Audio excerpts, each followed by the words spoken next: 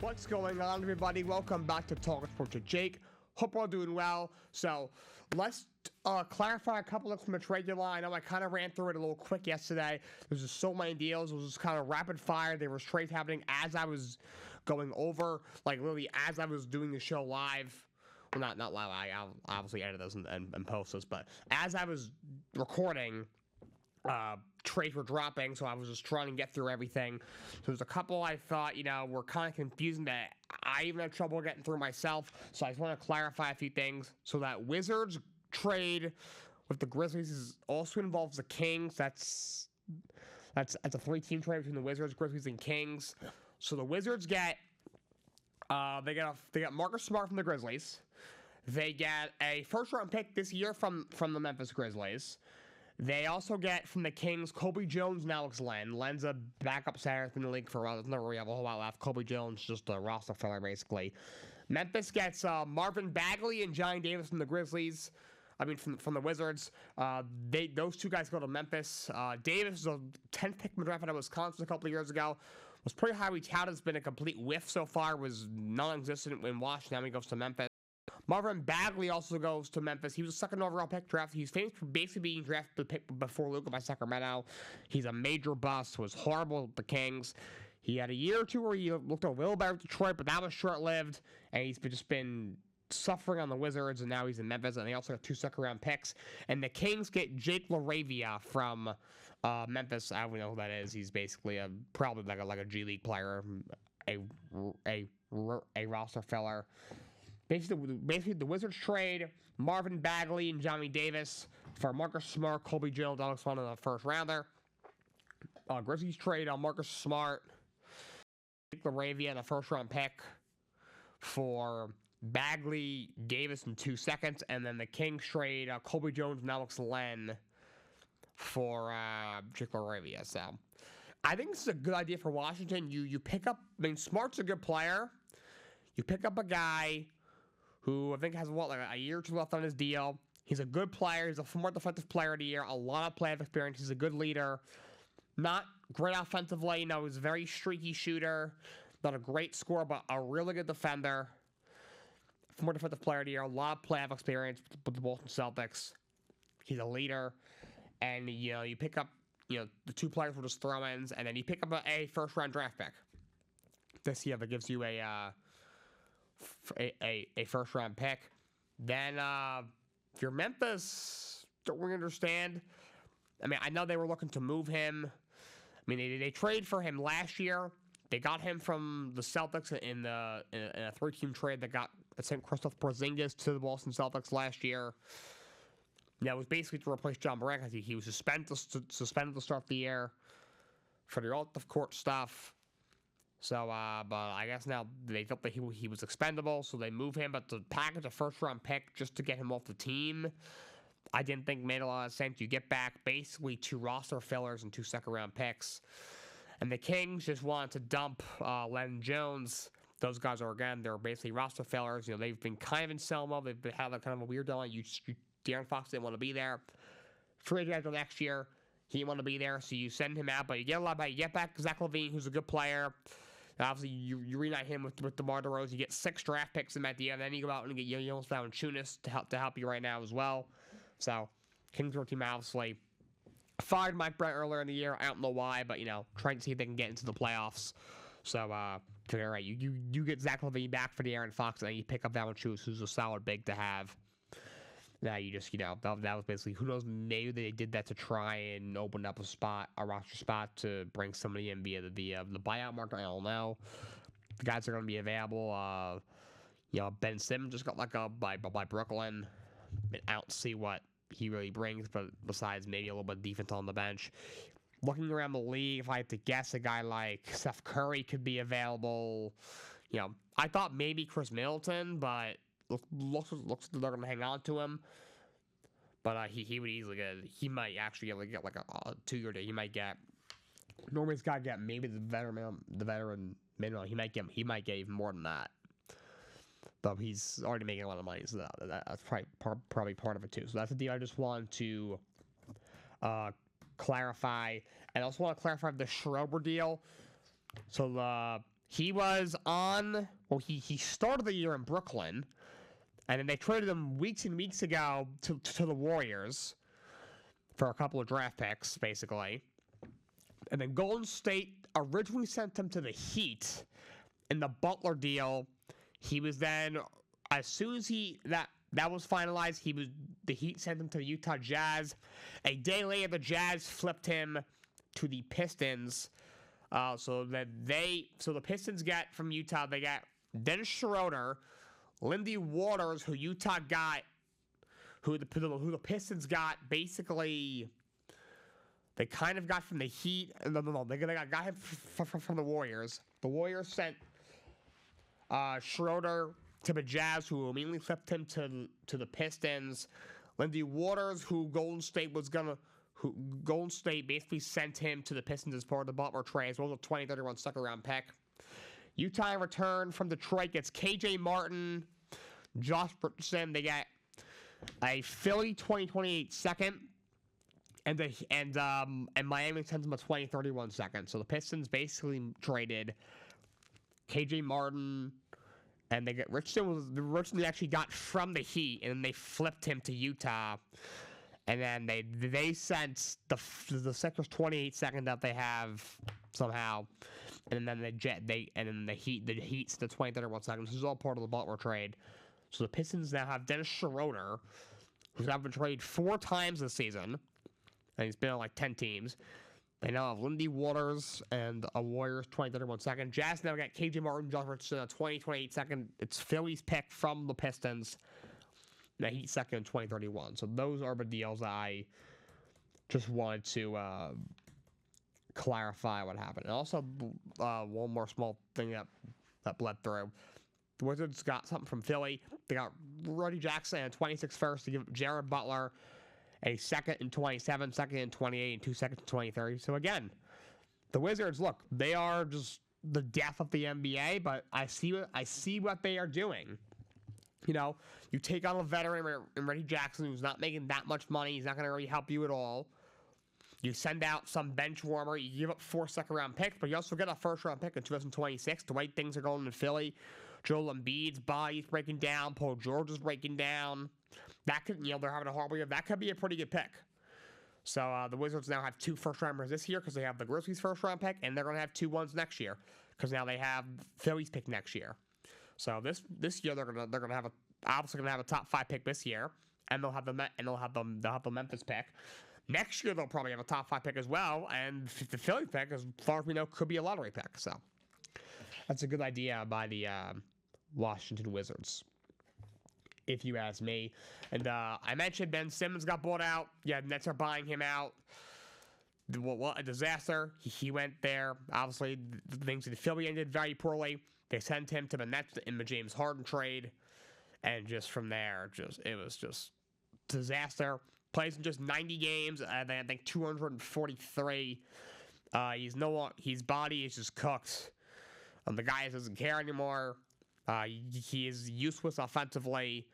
The guy who was an all-star 5 to 6 years ago is beyond gone. I heard the Clippers and the Cavs are looking at him, maybe even the Rockets. I don't see what the point is of picking the guy up. He's never healthy. He's not that good when he's healthy. He's a nutcase in the locker room. Maybe he can still play a little bit of defense on your bench, but that's really about it. I don't want the blow in his hands whatsoever on offense. That's just about what I would. The only thing he can give you, but Nets are buying him out. Probably should have happened a couple of years ago, but they are finally buying him out. Also, Ipi Mizuhara, that is Shohei Ohtani's former interpreter. Remember that whole scandal right before the season? He has been sentenced. He's going to serve 57 months in prison, so that's just under 5 years. And he must pay $17 million in restitution to Shohei Ohtani. So, can't do the time, don't do the crime. The NFL Hall of Fame was announced. 4 guys get in. Eric Allen, former corner, gets in his 19th and final year of eligibility. Jared Allen gets in, one of the greatest defensive ends of all time. Played for a couple of teams, Carolina, Minnesota, the Chiefs as well. He gets it. Antonio Gates gets in, but definitely well deserved. He's one of the greatest tight ends of all time. Very underrated. He may be the greatest red zone threat we've ever seen from that position. But he was great. And now Sterling Sharp gets in on the senior he was on the senior ballot. A great receiver. Injuries cut his career a little short, but was still an all-time great receiver. Him and his brother Shannon are the only pair of brothers in the NFL Hall of Fame. So a lot of guys didn't get in. Eli Manning did not get in. Apparently that caused a big discussion between the NFL Hall of Fame people who vote. He's obviously the thing. It's like, you look at his numbers, it's like, all right, he's top 10 in what, I think either pass touchdowns or passing yard. He's top 10 in quarterback rating. He's a two-time Super Bowl champion, two-time Super Bowl MVP. Both of them came against Tom Brady and the Patriots. But he also, led the league in interceptions 4 times. He was kind of just an above-average guy for a lot of his careers. Was he really a Hall of Famer? It's always a big discussion. I don't think he should be in the Hall of Fame personally. I just don't think he was ever really an elite player. But I think he is going to get in at some point, just because the Super Bowl MVPs, just who they're against, and just, I think they're going to weigh that very, very highly. But a couple other guys I thought would get in, and Terry didn't get in, which I don't understand. To me, he's the greatest kicker of all time. He's got a couple of Super Bowls. He made a game-winning kick in a Super Bowl. I'm not sure if anyone's ever done that besides him. The most clutch kicker of all time didn't get in. I was surprised. Luke Kuechly didn't get in. I get his career was short because of injury, but still, that guy should be a Hall of Famer. He's one of the greatest middle linebackers of all time, especially of his generation. If he had played longer, he could have been in that category with, like the Ray Lewis and the Derek Brooks. Fortunately, he had a short career, but I think should still be in the Hall of Fame. So he didn't get in. Steve Smith didn't get in. I'm surprised he's had to wait this long. He's definitely a Hall of Fame receiver to me. Even Reggie Wayne, Torrey Holt, 2 other great receivers. Reggie went with the Colts. Torrey Holt was with the Rams for the most part. Those 2 guys should be in. I do think they will get in very soon, but I was surprised that they were held out once again.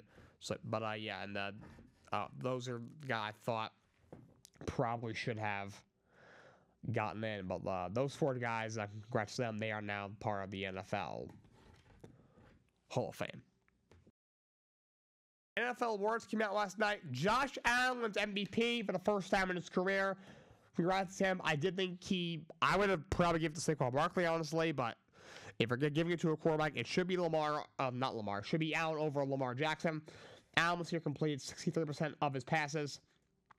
He threw for over 3,700 yards, 28 touchdowns against 6 interceptions, and on the ground did a lot of damage as well. He ran for 531 yards and 12 touchdowns, so that gives him 4,200 total yards, and he had 40 total touchdowns against only 6 picks. He had a great season. Congrats to him. Saquon wins Offensive Player of the Year. I think this was pretty self-explanatory. 345 carries for just over 2,000 yards, 2,005 yards if he played in the last game of the year. Remember, they rested him because they already have a 2 seed in the playoffs locked up. I think he would have broken the all-time rushing record. He would play the Giants. And 13 touchdowns. Incredible season for him. Giants got to be kicking themselves, paying Daniel Jones over that guy. He's Offensive Player of the Year. Defensive Player of the Year was Pat Surtain. I thought maybe it would go to Myles Garrett again. No, there were some other defensive backs involved, but it goes to Surtain, who did have an amazing year. This year, he had 45 tackles. He had 4 receptions this year, 11 pass defenses. He actually had 132 return yards off those picks, which was led the league. Had a pick 6, was just a lock in coverage. On one of the corners who played at least 400 coverage snaps, he had the fewest amount of yards per coverage snap. He had the lowest target rate and the fewest air yards per target. The guy was just amazing. He was by far the best cover corner in all of football this year. Plus, he had 4 picks as well. Offensive Player of the Year was Jaden Daniels. He had an incredible year. He carried the Commanders to 12 wins and to the NFC Championship, which no one expected. He completed 69% of his passes for over 3,500 yards, 25 touchdowns against 9 interceptions. He also ran for 891 yards and 6 touchdowns.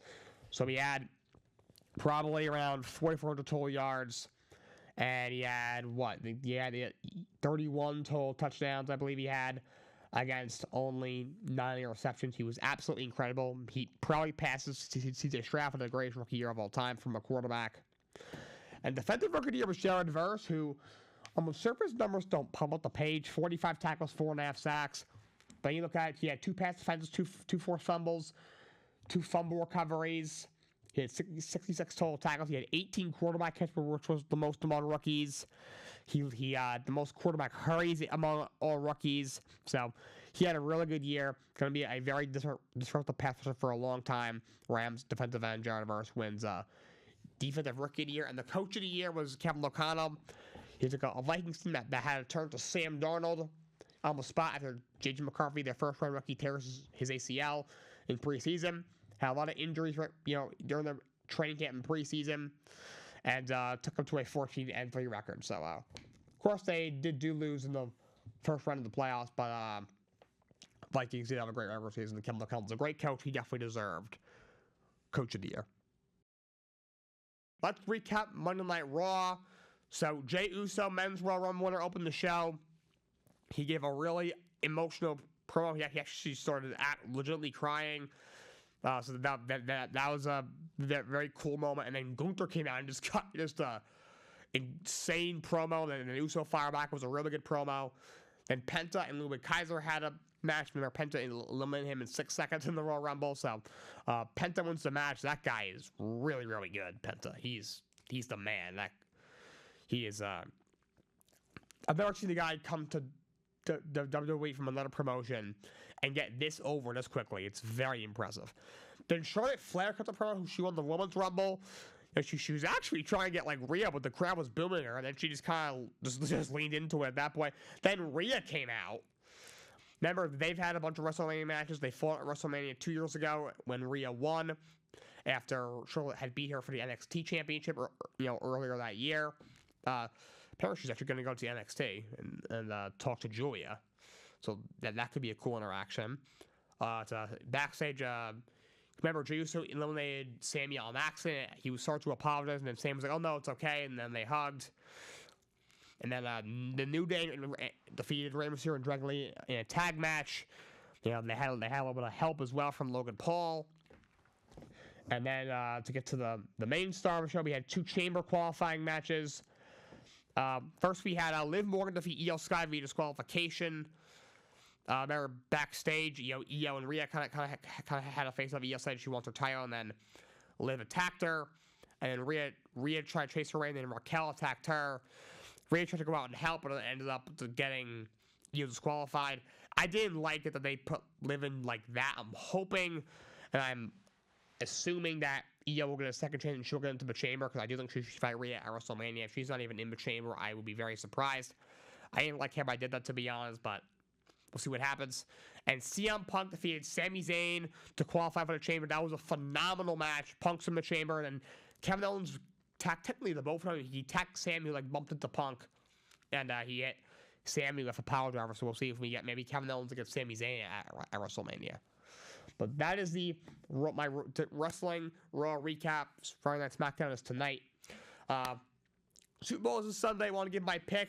I am going to take the Kansas City Chiefs. I get the Eagles are really good, but the Chiefs just can't bet against Patrick Mahomes. He's the guy. The guy is one of the all-time greats. They always find a way, and I don't trust Jalen Hurts. The Chiefs defense is really good. I'm going to take the Chiefs. My final score prediction, I will say the final score is 27-23. But that's all I got for you guys today. Until next time, so long, and have a great day.